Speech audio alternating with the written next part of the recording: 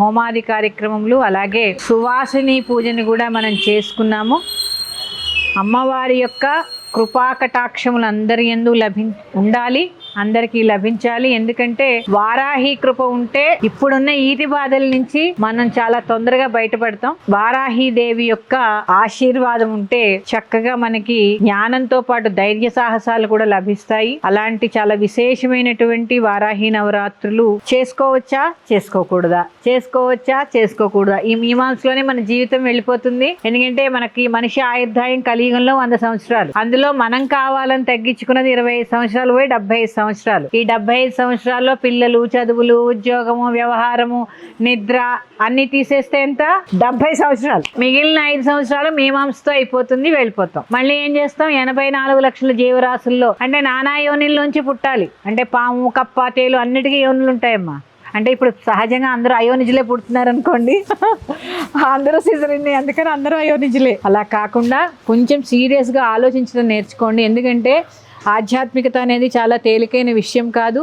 దీని గురించి చాలామంది అనుకుంటారు శ్రీదేవి నేను ఇక్కడ ఉంటాము అంటే ఈ శ్రీదేవి గారు వారు శ్రీ విద్యలో ఉన్నారు, మీ శ్రీదేవకు ఉంది కదా, మేము భార్య పిల్లల్ని భర్తల్ని అందరినీ వదిలేసి ఇక్కడే ఉంటాము, ఇదే చేస్తాం అనుకుంటారు. ఇది ఒక భాగం మా జీవితంలో. ఇలా అయితే మా భర్త, మా పిల్లలు, మా ఇంట్లో పని, ఇప్పుడు నా మనవడు, ఇవన్నీ నాకు ఎలా బాధ్యతో ఆ చిట్టి తల్లి కూడా నాకు బాధ్యత కింద నేను స్వీకరించాను కాబట్టే ఇక్కడ ఎక్కువ ఉంటాము. అనవసరమైన మాటలు, అనవసరమైన వాటికి విశ్లేషించుకోవడానికి సమయం లేకుండా సదా ఆవిడ సేవలో ఉండడం పూర్వజన్మ సుకృతం.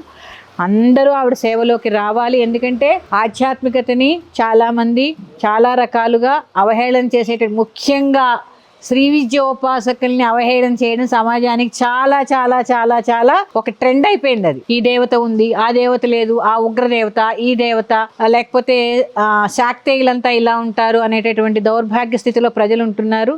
దాంట్లోంచి బయటపడండి. ఇందు గలదందు లేదని సందేహము వలదు, నా జగన్మాత ఎక్కడ వెతికినా దొరుకుతుంది. ఆవిడే వారాహి, ఆవిడే లలిత, ఆవిడే కాళి, ఆవిడే ఉన్మత్త భైరవి, ఆవిడే భైరవి, ఆవిడే శివకామేశ్వరి, ఆవిడే ఇంద్రకీలాద్రిపై వెలుసున్న విజయవాడ విజయ కనక దుర్గా. ఎందుకంటే ఎన్ని రూపాల్లో ఉన్నా, ఎంత సాత్వికంగా ఉన్నా, ఎంత ఉగ్రంగా ఉన్నా, అమ్మ అని పిలిచేసరికి కరిగిపోయి దుష్ట సంహారం చేసేటటువంటి ఒకే ఒక్క శక్తి నా తల్లి జగన్మాత.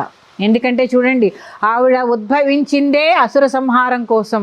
మహిషాసురుని వధించింది, శుంభుల్ని వధించింది, అనుక్షణం మనలో ఉండే భండాసురుని వధిస్తూనే ఉంటుంది. అందుకే మరి ఉగ్రంగా ఉండకపోతే మొట్టికాయ వేస్తే ఎవరైనా వింటారా? కత్తిచ్చుకోవాల్సిందే. నేను మొట్టికాయ వేసిన రోజులు ఎవరు వినలేదండి, కత్తి పుచ్చుకున్నాకే ఇక్కడ కూడా వింటున్నారు. అందుకని కత్తి పుచ్చుకోవాలి ప్రతి స్త్రీ, కానీ వాడకూడదు. హయగ్రీవాగస్త్య సంవాదంలో ఏం చెప్పారండి? పంచదశి మంత్రం ఉన్నవాళ్ళు కానీ లలితా పరమేశ్వరుని మాత్రమే సర్వస్వ శరణాగతి పొందిన వారు మాత్రమే చదవాలని హయగ్రీవుడు అగస్త్యమునికి చెప్పాడు. ఇది నేను చెప్పింది కాదు, పూర్వపీఠికి చదవండి. ప్రతి ఒక్కరూ శ్రీ విద్యలో ఉన్న వాళ్ళని విమర్శించడమే. ప్రతి ఒక్కళ్ళు అమ్మని ఇలా కాదు, అలా ఉంటుంది, అలా ఉంటుంది, ఏదైనా చదివేయచ్చు, ఏదైనా చేసేయచ్చు, కానీ అన్నీ చదవచ్చు, అందరూ చదవచ్చు. అది ఎప్పుడు నువ్వే నాకు సర్వస్వ శరణాగతి అని భావించినంత మాత్రము చేతనే ఆవిడ సంతృప్తురాలవుతుంది. ఎందుకంటే లలితా స్తోత్రంలో ఒక నామం ఉంటుంది, 16 నామాలుగా అమ్మవారివి, 16 అక్షరాలు ఆవిడ మహానామం. ఏం చెప్పింది? భావన మాత్ర సంతుష్ట హృదయాయై నమో నమః. కౌంట్ చేయండి, మొత్తం 16 ఉంటాయి.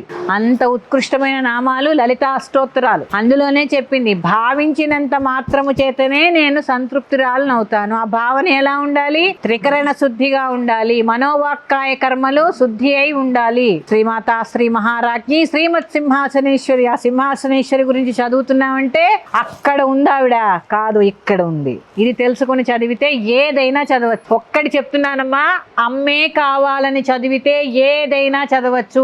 1 in all in 1. అందరిలోనూ ఆవిడనే చూడాలి, ఆవిడలోనే అందరూ ఉన్నారు. ఇది గ్రహించిన వారు ప్రతి ఒక్కటి చదవచ్చు. త్రిశతి చదవచ్చు, ఖడ్గమాలు చదవచ్చు, లేదా మీకు చండి చదవచ్చు, మీకు ఏది ఆఖరికి వరివస్య రహస్యం చదవచ్చు. ఒకటేంటి, అన్ని చదవచ్చు, అన్ని చదువుకోవచ్చు, నవావరణ కూడా చదువుకోవచ్చు. కానీ రోజుకో రకంగా మన మనస్సు 9 లాగా ఈ రోజు మందారం మీద వాలి, మరుసటి రోజు గులాబీ మీద వాలి, ఇంకో రోజు మల్లె మీద వాలి. ఇలా వాలుతూ ఉన్నప్పుడు కొన్ని అర్హతలు ఉంటాయండి. ఎందుకంటే మనుషులం, మనకే కొన్ని ఉంటాయి కదా. ఈ టైంలోనే నిద్రపోతాము, ఈ టైంలోనే లేస్తాము, ఈ టైంలోనే తింటాం అనేటటువంటి నియమాలు మనకే ఉన్నప్పుడు ఆ జగన్మాతకి, ఆ జగద్ధాత్రికి ఇంకెన్ని ఉండాలండి? ఎలా పడితే అలాగా, ఎక్కడ పడితే అక్కడ చదివేటటువంటి సందర్భం లేనే లేదు.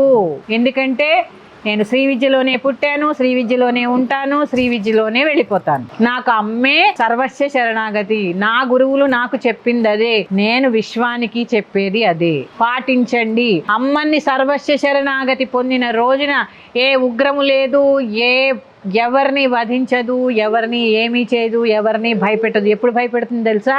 ఆవిడ పిల్లల్ని ఎవరైతే భయపెడతారో అప్పుడు భయపెడుతుంది. అప్పటిదాకా ఎవరి జోలికి ఆవిడ రాదు, ఎవరిని బాధ పెట్టదు. ఇది గ్రహించండి. ఏది పడితే అది, ఎక్కడ పడితే అక్కడ ఖడ్గమాల చదువుకోండమ్మా, ఆవిడ్ని సర్వస్వ శరణాగతి పొందండి. ఖడ్గమాల అంటేనే కత్తుల యొక్క దండ. ఖడ్గము అంటే ఏంటి? కత్తి. ఆ దండని మెళ్ళో వేసుకుంటే కోసుపోతుంది. ఎప్పుడు వాడాలో తెలిపేదే శ్రీ విద్య. ఆ కత్తిని ఎలా ఉపయోగించాలో చెప్పేదే శ్రీ విద్య. అదే ఏంటది? ఆత్మవిద్య, మహావిద్య, శ్రీ విద్యా కామసేవిత. అందుకని చక్కగా అమ్మని సర్వస్వ శరణాగతి పొందండి, ఆవిడ అనుగ్రహాన్ని పొందండి. అమ్మా అన్నంత మాత్రము చేతనే. ఎందుకంటే రాజరాజేశ్వరియే భోగమోక్ష ప్రదాయినిలలో శ్రీ విద్యలో ఉన్నవాళ్ళు, అమ్మవారి విద్యలో ఉన్నవాళ్ళు మళ్ళీ జన్మ లేదు. ఇది తథ్యం తథ్యం తథ్యం. ఇది నేను చెప్పింది కాదు, ఉపనిషత్తు వాక్యము.